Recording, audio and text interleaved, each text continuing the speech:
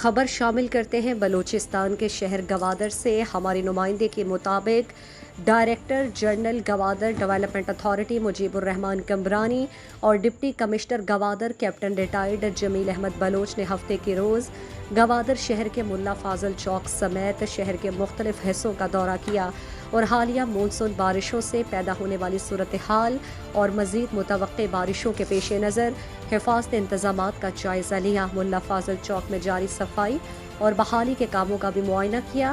اس موقع پر شہریوں اور دکانداروں نے ڈی جی، جی ڈی اے اور ڈپٹی کمشنر کو اپنے خدشات اور سفارشات سے آگاہ کیا۔ Director general G D A نے یقین دلایا کہ ملا فاضل چوک کے لیے بہترین پلاننگ موجود ہے۔ ملا فاضل چوک کے مستقبل کے نقشے میں کشادہ اور خوبصورت سڑکیں، سیوریج اور ڈرین کا وسیع network, parking, walking, street food point اور خوبصورتی کے لیے مونومنٹ شامل ہے۔ آج ہی تاجر برادری ہمارے ساتھ تعاون کر کے رضامندی کا اظہار کریں، ہم فوراً کام شروع کرنے کے لیے تیار ہیں۔ اس منصوبے کی تکمیل سے یہاں سیوریج اور ڈرینج کا مسئلہ ہمیشہ کے لیے ختم ہو جائے گا۔ بعد میں ڈی جی، جی ڈی اے اور ڈپٹی کمشنر گوادر نے جی ڈی اے کی جانب سے اولڈ ٹاؤن بحالی منصوبے کے تحت ترقیاتی منصوبوں کے سائٹ کا بھی دورہ کر کے ماڈل اسکول اور گرلز اسکول میں جاری ترقیاتی کاموں کا جائزہ لیا۔